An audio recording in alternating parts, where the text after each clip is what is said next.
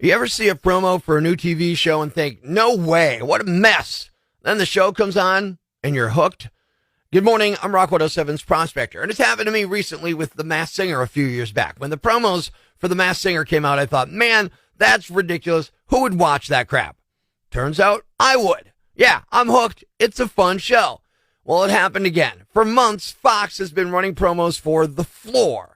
And of course, I was like, what a stupid name. Obviously, NBC has the wall. They're going off that. Are we just picking parts of a room now? What about the corner round or the joist? In fact, back in mid-November when the commercials first started airing on Fox for The Floor, I thought it was so crazy, I made a parody about it. Check it out. Presenting the wildest game show yet, The Outlet Place. That's it, The Outlet Place. We've unleashed the ultimate power play.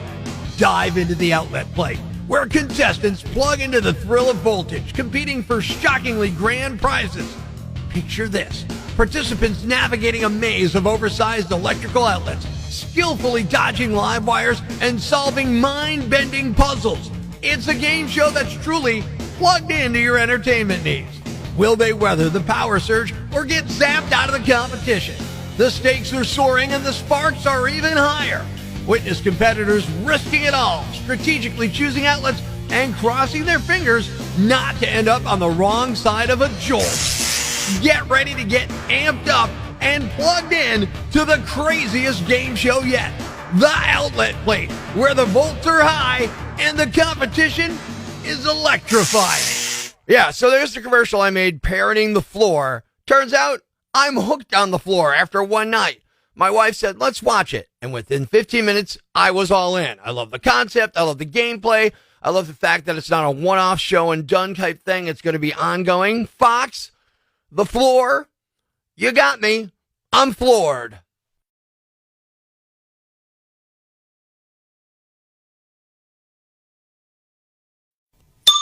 Breaking the news that's already broken. It's time for Prospector's Briefs on Rock 107. Since Elon Musk purchased X, it's lost more than 70% of its value, which is why I have a theory that he recently bought the Philadelphia Eagles. Travis Kelce made out with Taylor Swift on New Year's Eve, but he forgot to report beforehand, so an NFL ref flagged him for illegal touching. Snoop Dogg is joining the NBC team that's covering the 2024 Paris Olympics, but only because NBC will allow him to light his blunts with the Olympic torch. Making sure breaking news stays broken. Tune in tomorrow for Prospector's Briefs on Rock 107. Means, right? All those fools saying, hey, I haven't seen you since last year. Like it's original or funny. Yeah, that's how calendars work, idiot. I do have a resolution for 2024, though. No more Facebook or Instagram. Yeah, I've had it up to here with the social media. I don't want friends in real life. What makes you think I'd want them on a computer? Oh, and I'll get back to the gym after eating everything in sight since Christmas Eve. Of course, the gyms will be filled with people hogging up all the equipment. I mean, I'm glad you're working out, but could you not hang your towel on the treadmill and then stand around chit-chatting with your friend for 20 minutes instead of actually using the treadmill? Oh, and now she's taking a selfie on the treadmill. I bet she's captioning it, New Year, New Me. Here's a caption for you, honey. New Year, same annoying you. And that was another episode of 1 Minute Inside a Woman's Head. And now it's time for another episode of A Few Seconds Inside a Man's Head. Well, it's a new year. Good thing I joined a new gym. Not that I'll get fit or anything, but I'll enjoy checking out all the talent that starts this week working on their new U's. That's right, Mama. Bend over for those dumbbells. Yeah. And that was another episode of A Few Seconds Inside a Man's Head. Life's pretty tough right now. There's plenty of bad news, but it's not all bad. It's time for the brighter side of Prospector on Rock 107. A little white dog in Oklahoma was attacked by 2 coyotes, and a cat saved his life. The dog's name is Oakley, and the coyotes attacked him in his owner's backyard and pinned him down, but the family's black cat, Binks, ran in and chased him off. Oakley ended up needing stitches. The vet originally thought he might lose a leg too, but that didn't happen, and Binks wasn't injured. Thanks. We needed that. The brighter side of Prospector on Rock 107. You don't want this part to be hard. Good morning, I'm Rock 107's Prospector. We've got Pornhub, the heavyweight champ of adult entertainment, throwing down with lawmakers like a digital David versus Goliath. They're slapping access restrictions on North Carolina and Montana, giving those states a taste of their own medicine. Now, those states are on this crusade against online porn. They've passed laws that demand third-party verification and digitized IDs. It's like they want your grandma to confirm your age before you can even think about a risque click. Now, Pornhub's parent company conveyed a video message to visitors from those states claiming the sites already practice robust safety measures, but now they're barred from getting in. Yeah, Pornhub is standing up to the states cracking down on online porn by playing gatekeeper to their own gates. It's like telling your customers, sorry folks, we're closed for authenticity. Is this a corporate protest or a slick sidestep of the law? Pornhub's doing the cha-cha around all the hurdles they're putting up. They're not just providing adult content, they're serving up a side of rebellion. While these states unfold their digital roadmaps to keep adult content at bay, perhaps this marks a streamy version of retrograde where hiding your Blu-ray stash becomes the thing again. Times are changing, but when it comes to adult entertainment, we might be rewinding a bit too. Blocking states with strict porn laws, eh? Pornhub's playing a game of whack-a-mole, prohibiting some viewers from playing their own game of whack-a-something else.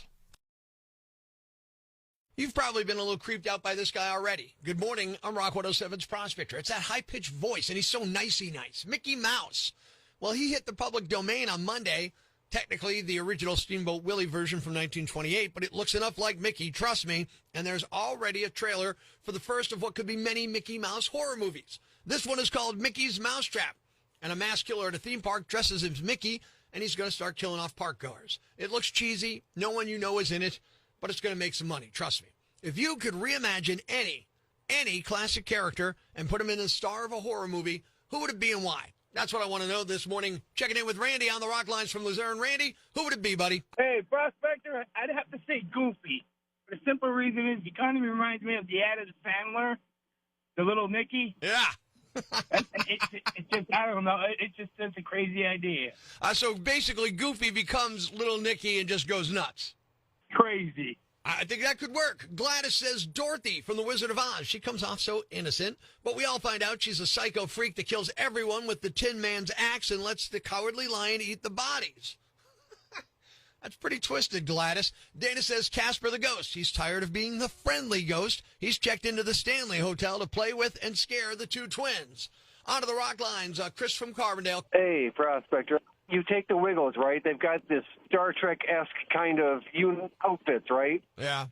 So you do this space theme. They get stranded on this planet with the Barney and Friends and Teletubbies trying to kill them. Sam says Mr. McFeely from Mr. Rogers. Why? Creepy last name, that's why. Matt checking in on Facebook.com/Angry Prospector. Bugs Bunny. Remember the episode where he turned into Hyde? You know, the Hyde and Hair episode? He was green. That's the version. Checking in with Karen from Warrior Run, Rock 107. Who would you make into a horror film character and why? I have two characters, Charlie Brown and Rudolph the Red-Nosed Reindeer. It's time for them to get justice. So this is all one movie. They're teaming up. Yes. I like it. Could work. Leonard, Wile E. Coyote, because it would be interesting if he succeeded in kidnapping and capturing the Roadrunner, and then he could take his revenge against the Acme Corporation.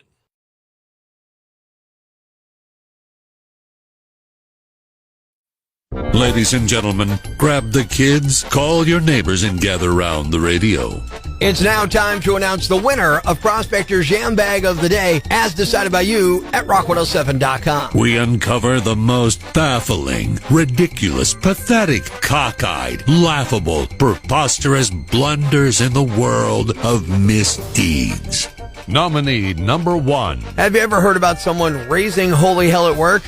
Well, this is a pretty literal example of that. A 57-year-old pastor in North Carolina named Dwayne Waden was arrested last week after he assaulted someone who was working with his wife at a McDonald's. His wife was training to become a manager, but she felt like the other employees were disrespecting her, so she called her husband to complain. Pastor Dwayne immediately drove down to McDonald's, walked behind the counter, and put his hands around the neck of one of the co-workers. He punched the victim in the face multiple times, then pushed their head toward one of the deep fryers. That's when the other employees jumped in and pulled them apart. The victim was hospitalized with minor injuries like cuts and bruises. Pastor Dwayne has been charged with assault and battery. Nominee number 2. Maybe he just can't get enough prison. Released from state prison 4 months ago after serving over 13 years for armed robbery, aggravated assault, and felonious possession of firearms, 38-year-old Stephen Nurdin is now facing a first-degree misdemeanor charge of domestic battery. Steve was arrested after assaulting a female acquaintance during an argument about his perceived sexual inadequacy. The dispute escalated when Nurdin, upset about being called a limp, in need of Viagra, retrieved a pink sex toy from a bedroom shelf and used it to attack the 37-year-old victim, reportedly shoving the toy into her mouth and then punching her in the left eye when she attempted to push him away. If released on bond, he'll be subject to continuous alcohol monitoring devices and is prohibited from contacting the victim. And the winner is the man who pushed a McDonald's cook's head towards a deep fryer for disrespecting his wife. You are the Yam Bag of the Day, and we'll move on to Friday's Yam Bag of the Week competition. Keep it here for all the nominees for Prospector's Yam Bag of the Day, weekday mornings on Rock 107.